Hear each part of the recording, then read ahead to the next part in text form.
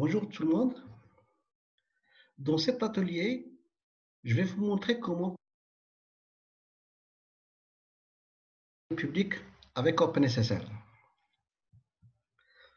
Pour commencer, nous devons d'abord mettre en place l'ensemble des dossiers et fichiers nécessaires pour une configuration de cette PKI.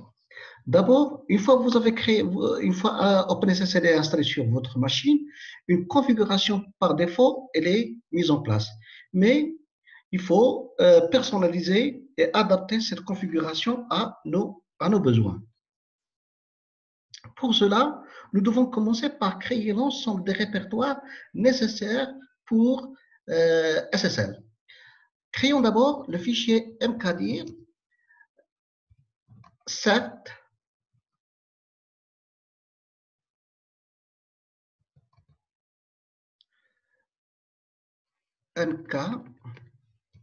mkdir CRL. Ce dossier va contenir les listes de révocation. Ensuite, nous créons le dossier mkdir cert. Ce dossier contiendra les certificats signés. mkdir CA. Ce dossier contiendra. Il faut d'abord revenir et passer dans l'emplacement de configuration de OpenSSL. L'emplacement de configuration, c'est TLS. Donc, on passe au répertoire TLS et c'est là où on doit créer nos répertoires. Donc, revenons et créons les différents répertoires. mkdir CRL, c'est déjà créé. J'ai dit le dossier CRL contiendra les listes de révocation. Donc, si je tape CRL, elle va me dire que le file existe, elle existe déjà. mkdir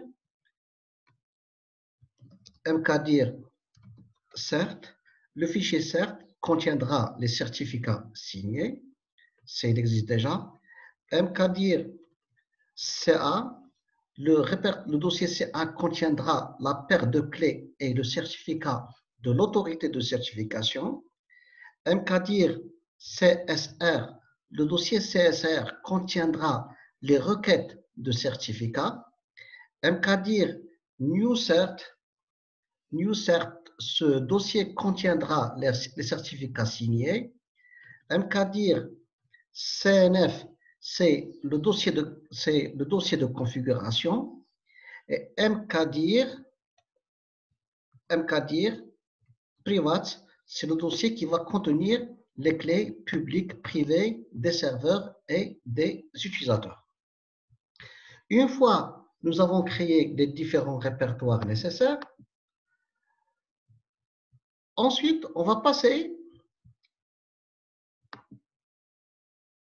à la configuration, à l'initiation du serial. L'initiation de serial, c'est serial, comme nous avons expliqué, c'est le numéro série. Et pour cela, nous devons mettre la commande echo, double quote, il faut pas l'oublier, 01, et double quote. Je le redirige vers le fichier serial.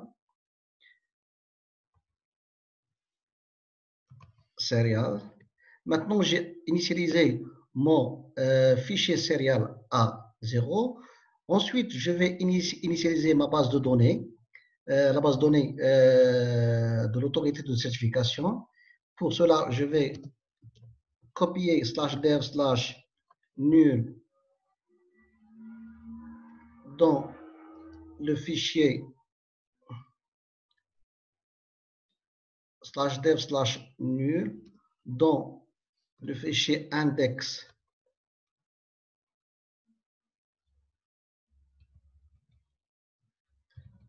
index.txt. CP, c'est pourquoi ça marche pas, c'est CP /dev/nul/index.txt. Maintenant, ma base de données, elle est initialisée à nul.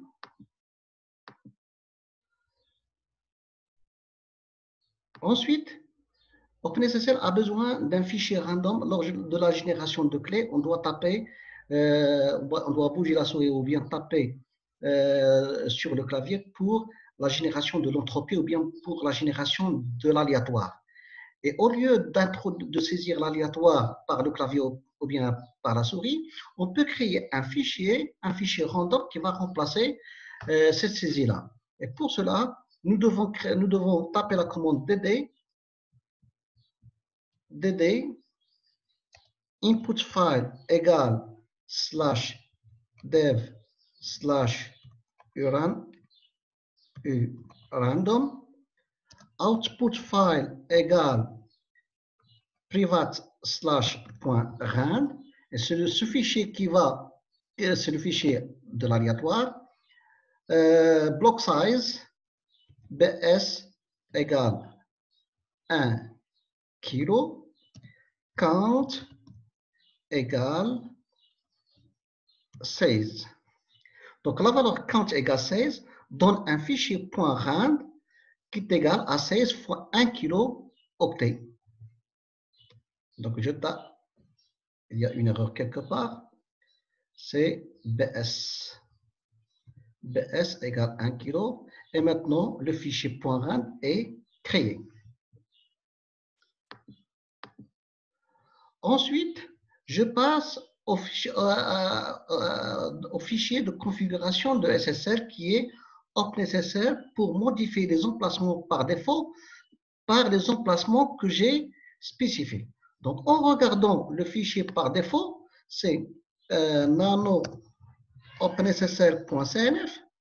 Là, j'ai directory qui était au départ, c'est .demo .demo.ca. Je vais le remplacer, par /etc/pki/tls. Ensuite, le dossier cert,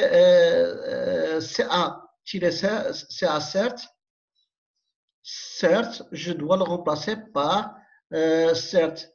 Le répertoire de révocation CRL. Database, je le remplace par index.txt. Donc, je fais les remplacements pour l'adapter à ma configuration. Je quitte cette initialisation.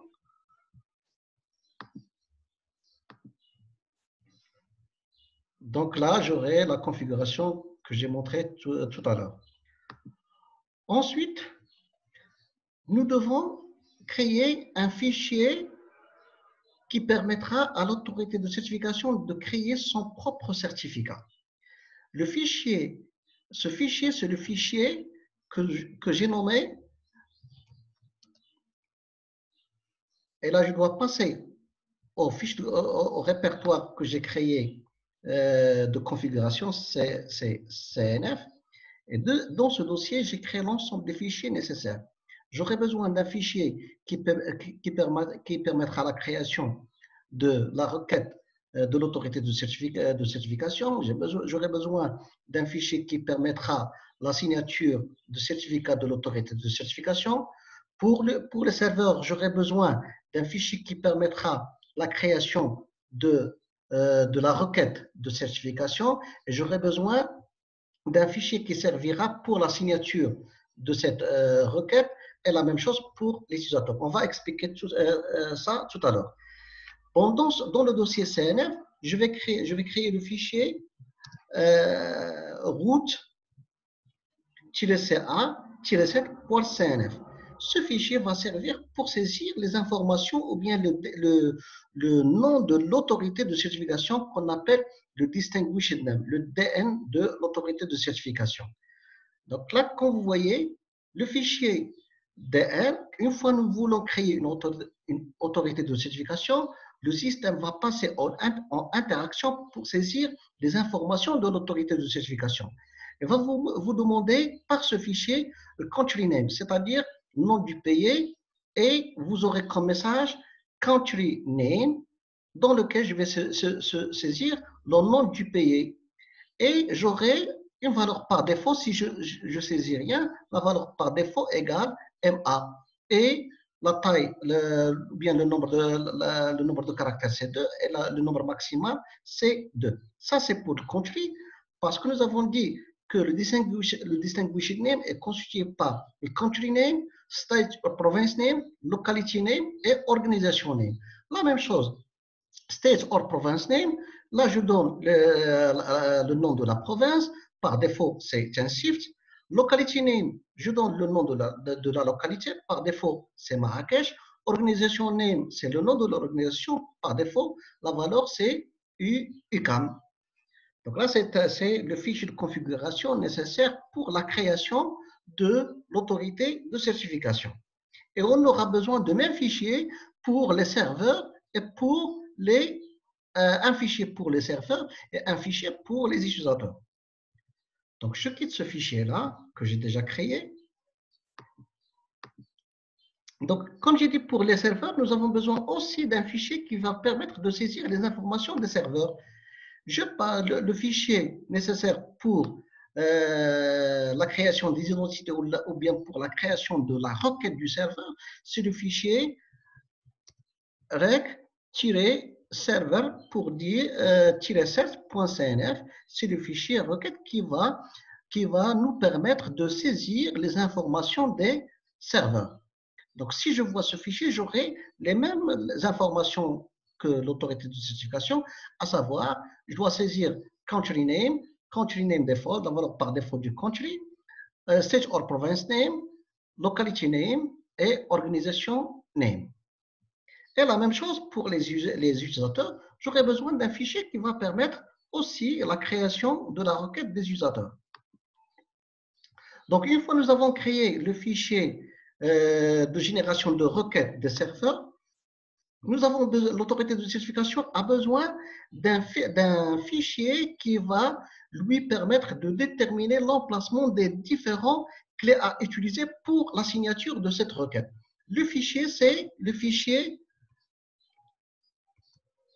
nano CA- le fichier de signature ou bien de génération des certificats pour les serveurs. C'est nano ca-server-cert.cnf. En regardant ce fichier, je vais trouver l'emplacement des différents éléments de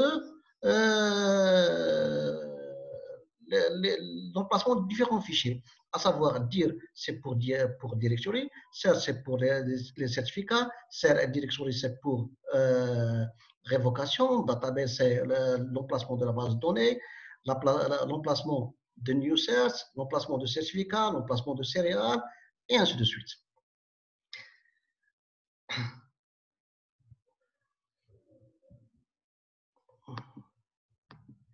De la même façon, j'aurai besoin de deux fichiers pour les auteurs. Un fichier pour la requête et un fichier pour la signature.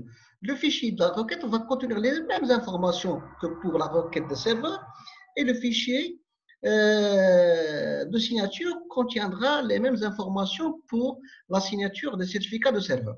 Donc, en regardant le fichier des utilisateurs, user.cert.cnf, là, je vais voir, là, c'est pour introduire l'identité ou bien le distinguished name des utilisateurs. Un DN est constitué par le nom du pays, le nom de la province, le nom de la localité, le nom de l'organisation et le nom de l'entité. CTRL X. Et j'aurai besoin aussi de fichiers qui va permettre la signature des certificats d'utilisateur. C'est le fichier CA- cette fois-ci, c'est des users. Et là, j'ai l'emplacement des différents éléments nécessaires pour cette signature. Donc, jusqu'à maintenant, nous avons créé des emplacements nécessaires, nous avons créé les fichiers nécessaires pour l'autorité de certification, fichiers nécessaires pour la génération de certificats de serveur et fichiers nécessaires pour la génération de certificats des utilisateurs. Maintenant, on passe à l'action. D'abord, maintenant, on se place côté autorité de certification. L'autorité de certification a besoin d'abord d'avoir une paire de clés privées et clés publiques. Et pour cela, nous devons utiliser la commande GenRSA qui va permettre la création de cette paire de clés. Pour cela, nous devons taper la commande Open SSL, comme nous avons vu en TP, gen eresa, moins 2S3, c'est pour chiffrer cette paire de clés avec 2S, moi out, je vais donner l'emplacement ou bien le nom de fichier. Avant de faire cela, nous devons revenir en arrière pour passer dans le fichier de travail de TLS. Et c'est à partir de cet emplacement que je dois taper la commande gen eresa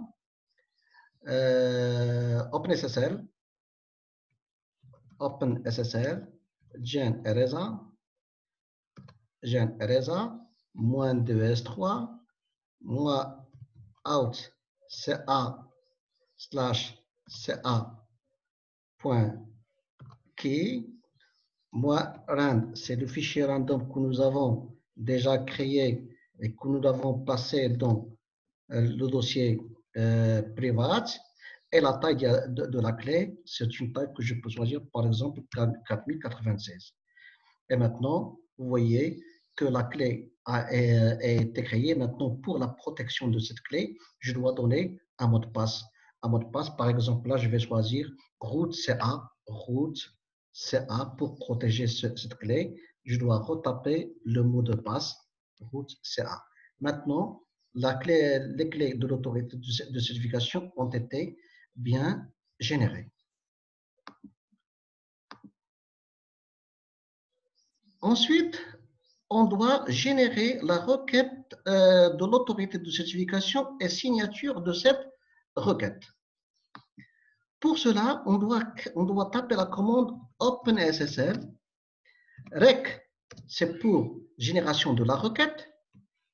-new x509, c'est pour générer la requête et pour auto-signer ce certificat.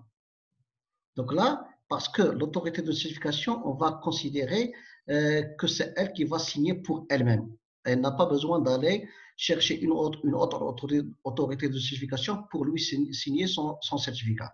Donc, rec -new combiné avec -x509 signifie qu'un certificat x509 auto-signé va être généré. Ensuite, on donne, un certificat doit être toujours créé avec une durée de validité. Par exemple, ici, je donne la validité de ce certificat 724 et là, je dois donner le fichier de configuration qui va être employé pour la génération de cette requête. Et là, je dois donner l'emplacement du fichier que nous avons déjà créé qui va permettre la création de la requête de certificat qui est root-ca-cert.cnf. Et je donne l'emplacement de la clé, parce que ce certificat doit être signé avec la clé privée de l'autorité de certification. Et là, je dois donner l'emplacement de cette clé qui est ca/ca.key. Moi out, et je donne le fichier résultant de la requête cca/ca.crt. Donc, le résultat de cette commande, c'est le fichier ca.crt qui va contenir la requête de certificat. Et qui va contenir, là, ce n'est pas une requête parce que c'est auto-signé, on aura le certificat. Il y a erreur quelque part. Donc, OpenSSL, rec-new, -x509, -days, -config cnf, root-ca, -key, ca.key, -out, ca.crt. Où est le problème là? OpenSSL, rec-new, -x509, days, là il manque un S, une petite erreur ne fera pas marcher la commande. Maintenant, entre passe-phrase pour, là nous avons protégé la clé de l'autorité de notification par le mot de passe CA. Je tape le mot de passe. Maintenant, le système ou bien SSL me demande de saisir le distinguished name de cette autorité de notification. Cette autorité de certification, par exemple, elle est au Maroc, je tape MA ou bien par défaut c'est MA, je laisse MA. State or province name, c'est je peux donner le nom de la province ou bien je peux laisser la valeur par défaut qui est ainsi, donc je laisse la valeur par défaut. Locality name, je peux donner le nom de la localité ou bien je peux spécifier, laisser la valeur par défaut. Par exemple, ici, je peux changer par Casa. Casa, par exemple. Mais Casa, c'est contradictoire. Donc, je laisse Marrakech ou bien je peux taper Safi, par exemple. Safi. Organisation name, c'est par exemple FST de Safi, ou bien l'EST de Safi, ou bien EST. Organisation unit name, c'est normalement c'est fac, par exemple, ou bien école. Là, c'est un simple exemple. Common name, c'est fac EST.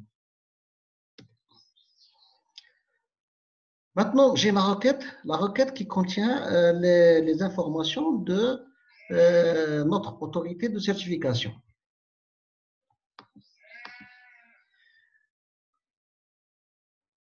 Pour afficher notre certificat, je tape la commande OpenSSL X509 pour voir le certificat que nous venons de créer, -in ca/ca.crt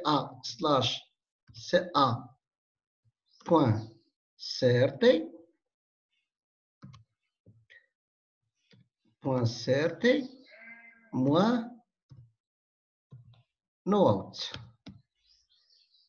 Et là, OpenSSL X509 -in-ca. Pourquoi j'ai rien? OpenSSL X509 -in-ca.crt -no-out, -texte,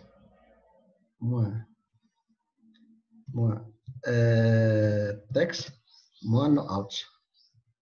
Et là, j'ai mon certificat. Mon certificat, quelles sont les informations contenues dans ce certificat-là? J'ai version C3, serial number, c'est le numéro de série, signature, algorithme, les algorithmes de signature, les algorithmes, c'est SHA-1 with ERESA. Et sur le provider de ce certificat, c'est Maroc, Tensift, Safi, EST, FAC, FAC EST. Validité, c'est la validité de certification. Subject, et c'est nous aurons les sueurs et les subjects sont les mêmes parce que c'est auto-signé. Le certificat a signé, l'autorité de certification a signé le certificat pour elle-même. Subject c'est public key info, public key algorithme c'est ERESA encryption, public key. Maintenant nous avons la clé publique. La clé publique contient le modulo plus l'exponent. Ça nous l'avons déjà vu en crypta. Nous avons le N et le E. X509, c'est l'usage de cette clé, c'est à true. Subject key identifier l'identificateur de subject. Et puis nous avons la clé publique qui est signée. La clé publique signée avec ERESA. La clé publique signature algorithme with ERESA, c'est la clé publique qui est hashée par SHA-1 et qui est cryptée et qui est signée par la clé de l'autorité de certification.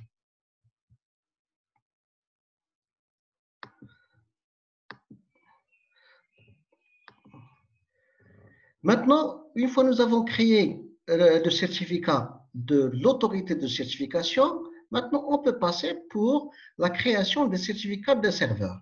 Et pour la création de certificats de serveur, nous devons d'abord commencer par une création d'une requête de certificat, puis signature de certificat. Nous commençons d'abord par la génération de la paire de clés du serveur.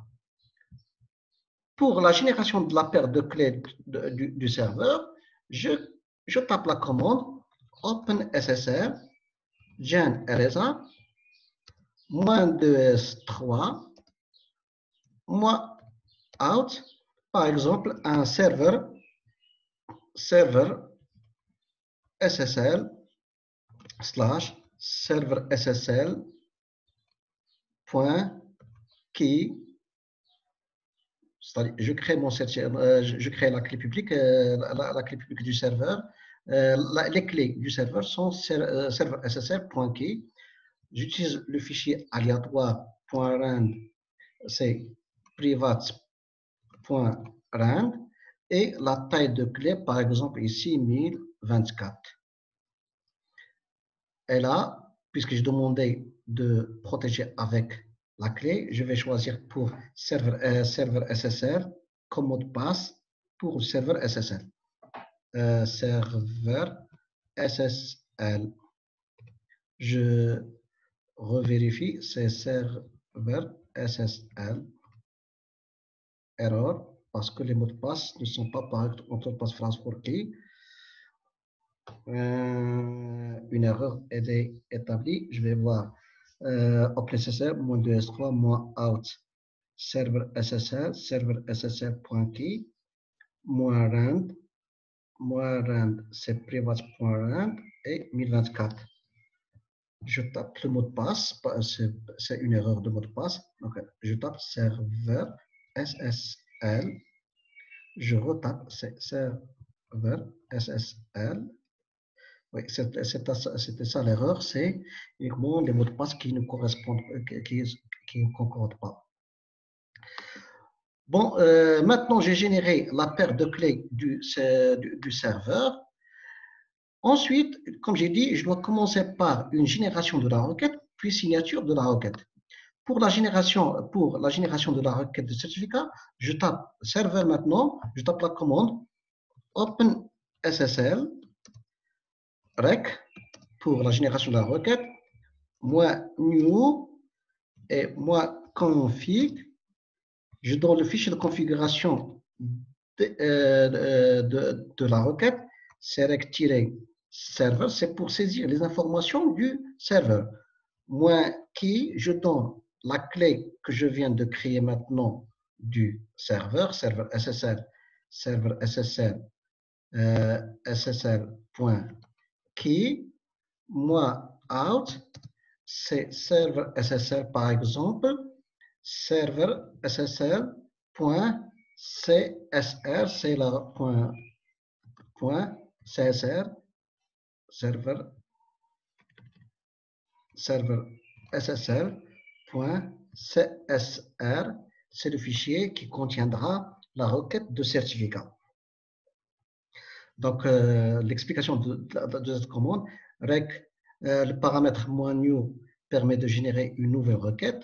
Le paramètre -config va permettre de préciser le fichier de configuration, utilisé. -key, on spécifie ici la paire de clés du serveur et le out va donner le fichier de la requête. On tape passe-phrase pour l'accès à la clé du serveur, c'est serveur SSL. Maintenant, je saisis les informations de mon serveur. Mon serveur, c'est country, c'est name, ou bien je peux choisir à notre emplacement, FR ou bien n'importe quel nom de pays. State or province name, turn shift par exemple. Locality name, je donne par exemple pour différencier, je donne par exemple Essaouira. Organisation unit name, c'est FAC. Organisation unit name, c'est science, même s'il n'y a pas de fac de sciences à Essaouira, c'est juste un exemple. Common name, je donne par exemple serveur SSL ou bien serveur web, adresse, et je donne l'adresse du serveur de l'administrateur du web, c'est web.gmail.com. Maintenant, la requête de mon serveur est générée. Je dois passer maintenant à la signature de cette requête. Et pour signer cette requête, je tape la commande OpenSSL CA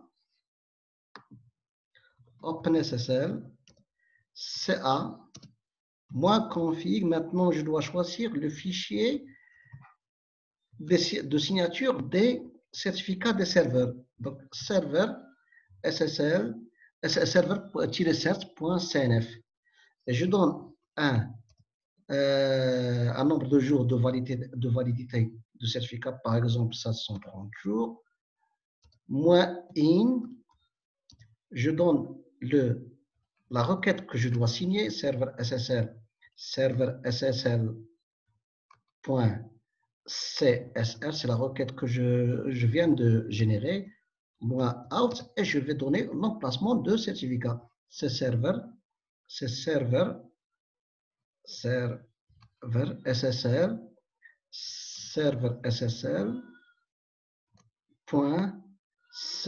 .crt. Maintenant, le fichier .crt, c'est le fichier, le certificat. Moins non texte. Une erreur. Je dois revoir ma commande. OpenSSL CA, -config CNF, -days, -in, serveur SSL, -out, où ça l'erreur, OpenSSL CA, -config, CNF, CA-serveur, -days 730 par exemple, -in,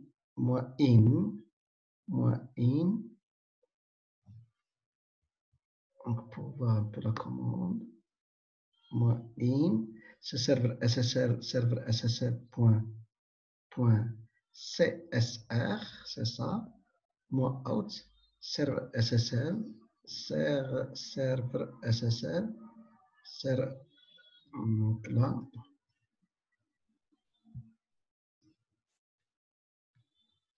l'erreur c'est quoi?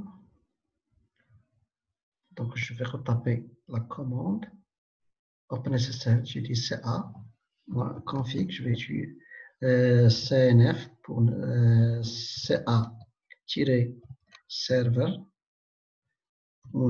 days, 700 par exemple 30, in, le fichier in c'est serveur SSL, serveur SSL .csr, out, serveur SSL, serveur SSL .crt,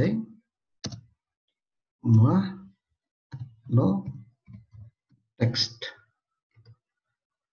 C'est ça. Maintenant ça marche. En configuration, là je dois taper. Maintenant, on a besoin de signer le certificat du serveur par celui de l'autorité de certification. C'est-à-dire, je dois donner le mot de passe de l'autorité de certification qui est root CA.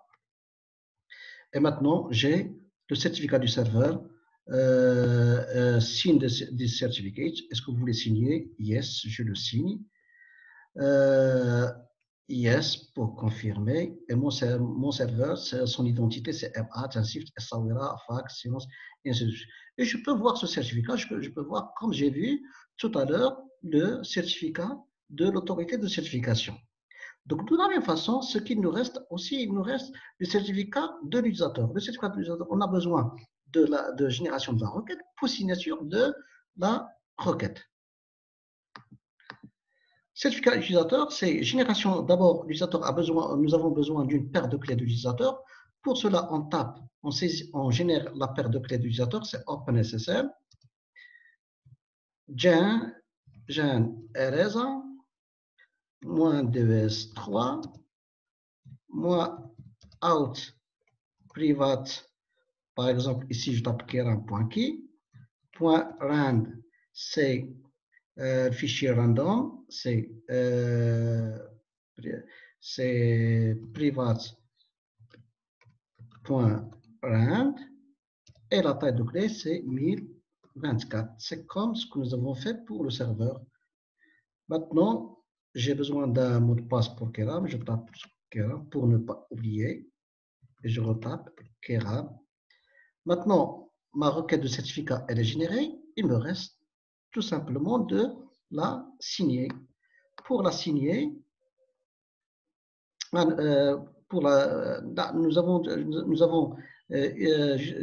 maintenant, nous avons généré la paire de clés. Maintenant, nous devons générer la requête, puis signature de la requête.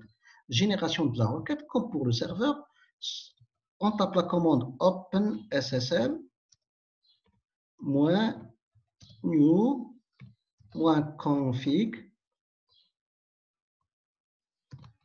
Si ça marche, c'est OpenSSL. Il faut taper la commande rec, d'où l'intérêt de tabulation. Config cnf/rec- cette fois-ci c'est user -key, c'est je donne l'emplacement de la clé private keram.key, -out, je donne l'emplacement de certificat de la requête, c'est keram.csr. Donc, keram.csr, c'est le fichier qui va contenir la requête de certification pour Keram. Et là, entre passe-phrase, c'est Keram.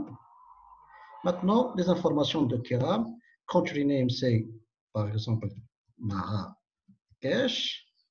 Là, je dois donner uniquement 2 lettres code parce que j'ai spécifié dans le fichier que 2 lettres sont nécessaires. State or province name, Marrakech. Locality name, par exemple, c'est locality name, c'est Semladia.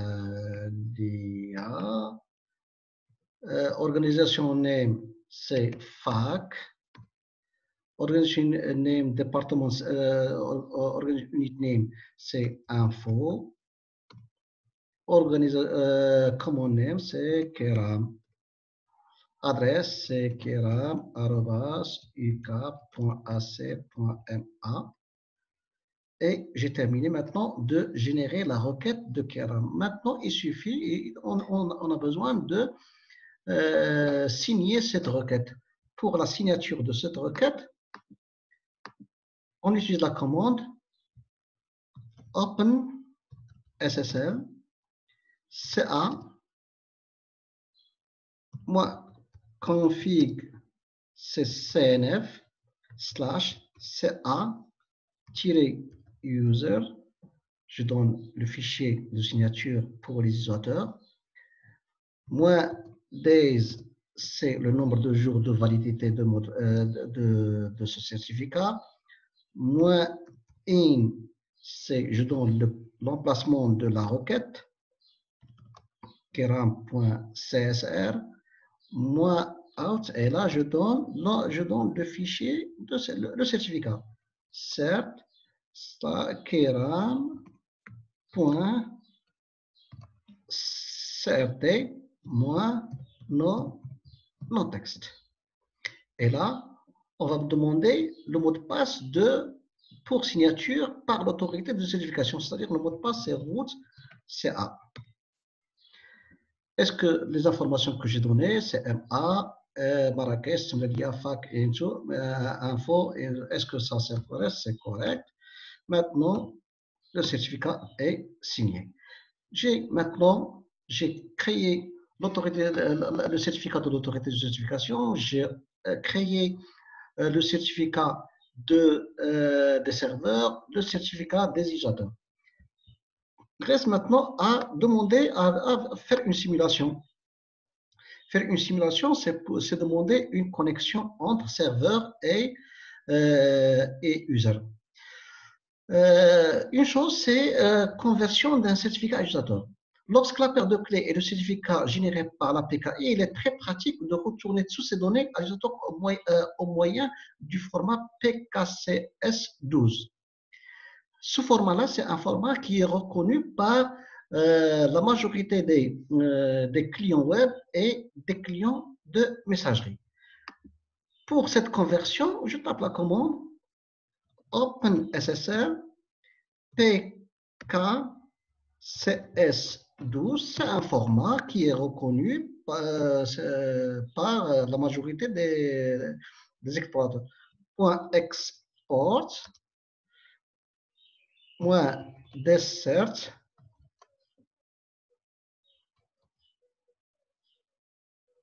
OpenSSL OpenSSL PKS12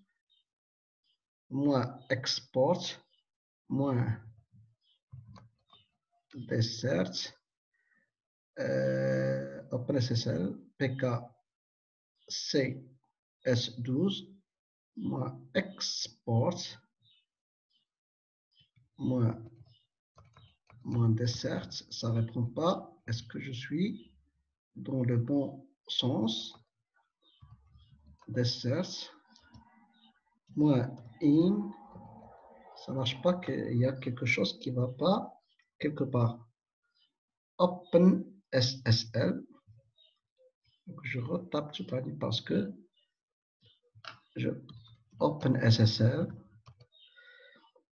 PK12 CS12 export export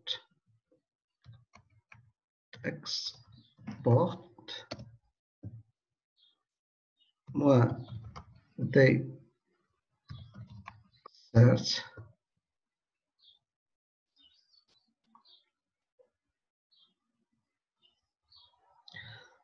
desert. Est-ce que je peux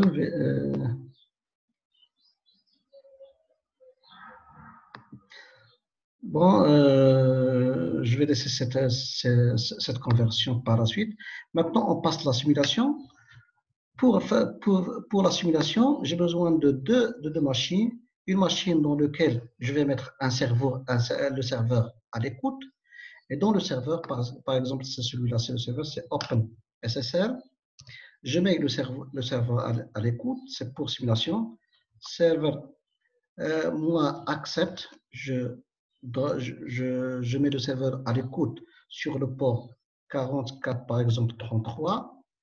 Moi, no-SSL2, c'est juste une commande pour mettre à l'écoute un serveur. Moi, no-DHE,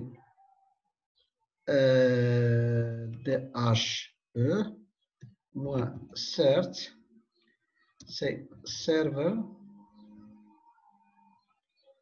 SSL, et je donne le certificat du serveur.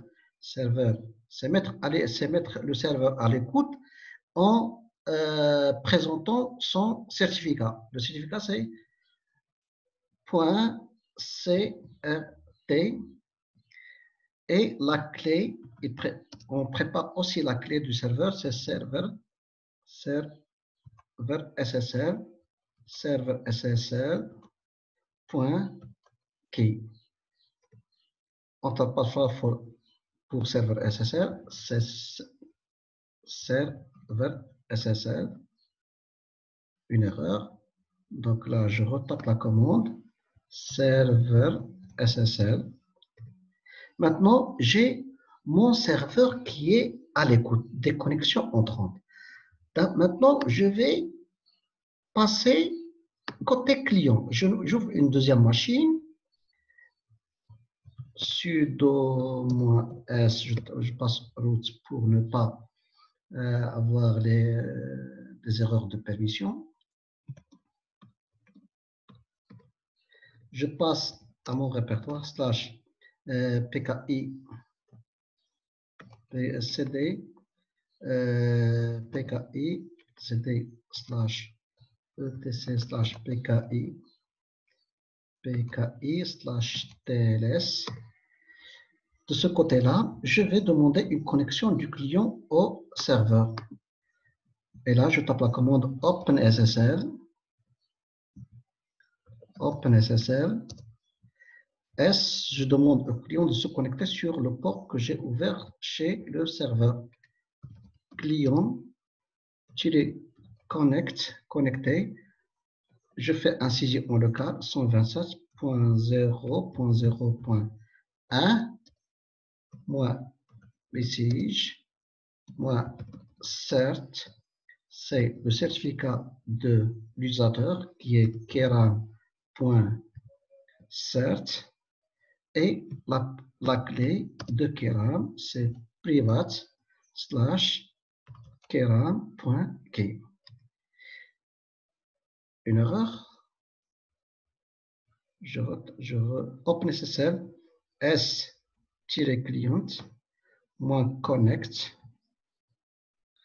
Là, je n'ai pas spécifié, j'ai pas donné le nom le numéro de port que j'ai ouvert chez le Interface for Keram.key, c'est Keram. Là, à ce niveau-là, le serveur, le Keram va se connecter sur le serveur. Il y a échange des messages du handshake protocol et finalement une clé symétrique va être partagée entre Keram et le serveur. Et là, vous avez, si je... c'est quoi ça? Une erreur? Donc, je Keram. OpenSSL s-client, s-client, connect, c'est 127.0.0.1 -mz, -cert, c'est cert-keram.crt, -key, c'est private, slash keram.key, c'est ça. On me demande le mot de passe de Keram, je donne le mot de passe de Keram. Connexion refusée. Keram maintenant a essayé de se connecter sur le serveur, mais une connexion a été refusée. Et je vais voir ici qu'est-ce qui se passe. La connexion, là, elle est ouverte. Elle est ouverte. Mais ici, la connexion est refusée. Pourquoi? Est-ce qu'il y a un problème de firewall ou bien quelque chose comme ça? Je vais voir. Nano slash etc slash etc slash hosts.deny. Est-ce que j'ai une machine? Donc là, c'est la machine 10.10.3 est dénaillée. Je vais enlever celle-là. CTRL X. Je vais vider mon firewall et puis utilise F. Maintenant, je vais retaper ma commande. Keram. Connexion refusée. Connexion refusée. Connexion refusée. Maintenant, j'ai mon serveur qui est à l'écoute. Et le client, j'ai demandé à mon client de se connecter sur le serveur. Et là, je ne voulais pas m'arrêter ici parce que c'est... Il reste encore une dernière étape, c'est voir le scénario des échanges. Bon, je vous laisse refaire l'atelier et j'espère que ça va... Parce que là, on est arrivé, mais je vais faire un dernier essai. OpenSSL, s-client. Je retape la commande parce que des fois, il y a une erreur quelque part. OpenSSL, s-client, -connect, sur la machine 127.0.0.1 sur le port 4433, c'est bien le port que nous avons mis à l'écoute, .msg.cert, le certificat c'est cert, kiram.crt et la clé de Kiram qui private Kiram.la clé. Entre passe phrase pour Kiram. J'espère que le mot de passe que j'ai donné à Kiram, c'est la clé de Kiram, c'est Kiram. Kiram. Ah voilà, ça marche. Ça marche. Et là, je vais constater le scénario que nous avons dit tout à l'heure.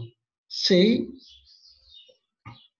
je commence par où ça, nous avons commencé par ça. Nous avons la phase de handshake.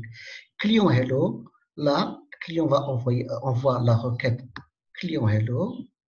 C'est la phase du handshake protocole. Ensuite, le serveur va répondre par un serveur hello. Le serveur va envoyer son certificat. Vous voyez le sens? Dans ce sens, c'est du serveur vers le client et de l'autre sens, c'est le client vers le serveur. Certificate.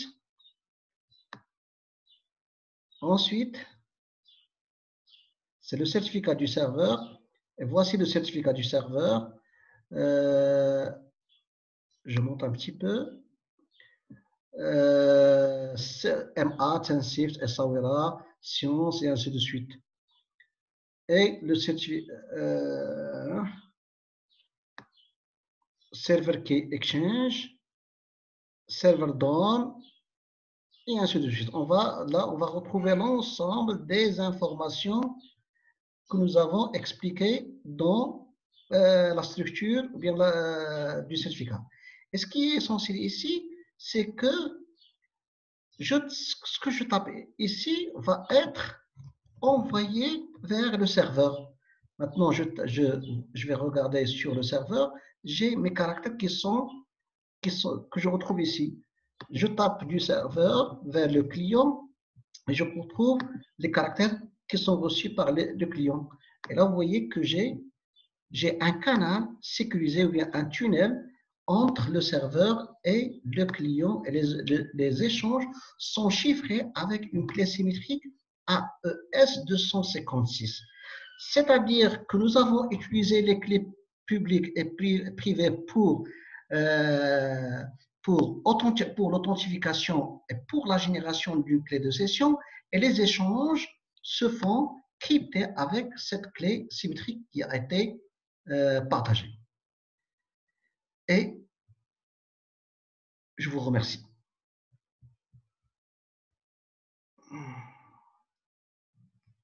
J'arrête.